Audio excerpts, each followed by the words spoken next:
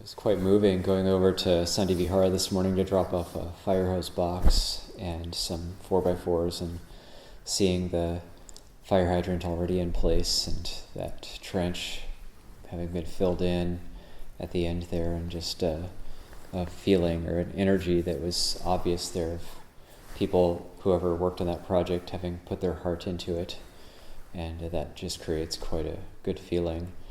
And then I was also at the workshop looking at the benches, and there was also this feeling of whoever was working on the benches putting their heart into the project, and it looked like when we take our time and do things thoroughly and put our heart into things, then it becomes really special. It becomes like a puja, like Dhamma Puja, looking after the monastery and all the brooms that have been made recently. This is all really good, really wholesome use of time. Really wholesome use of time. It's kind of like one of contemplations coming up for me this morning was thinking about what the different things the Buddha said about stream entry, and I was just trying to think of it from a few different angles. And the fact that stream entry is irreversible, it's a type of wisdom that arises, and where the Dhamma eye opens. Once the Dhamma eye is opened, it can't actually be closed again. Once you have relinquished ignorance to that point, the heart can't actually go back. It can't.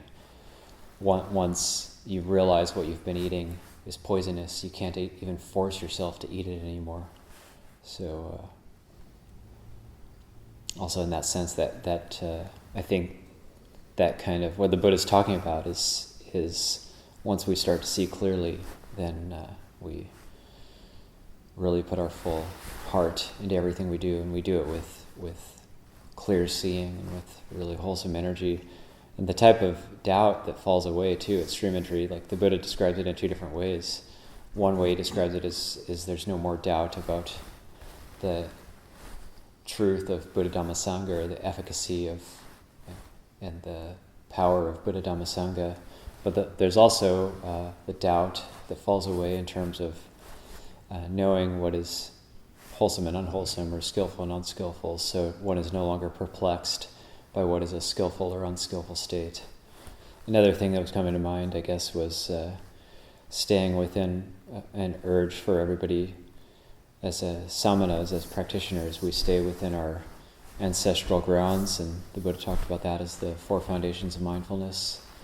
And so we cultivate Dhamma Vichaya. Vichaya is it's not just thinking about Dhamma, but it's like focus.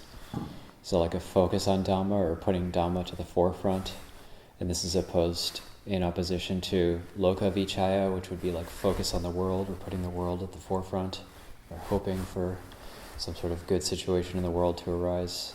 Never going to happen. So Dhamma Vichaya, it never has happened, isn't happening, and never will happen. Dhamma Vichaya is putting the Dhamma at the forefront, and Dhamma is the focus, and that way we don't wander out of our ancestral grounds, because we are inheritors of something really great by being in the monastery, by coming into contact with the Dhamma teaching and being in line to be heirs to Buddha Dhamma Sangha.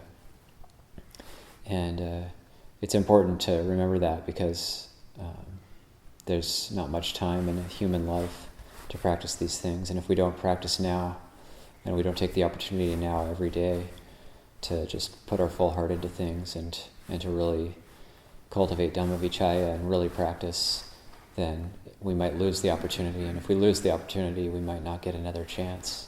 And so it's just really important just to keep those focuses in mind and be really careful, extremely careful about how we use our time, and use it wisely. Leave that for reflection this morning.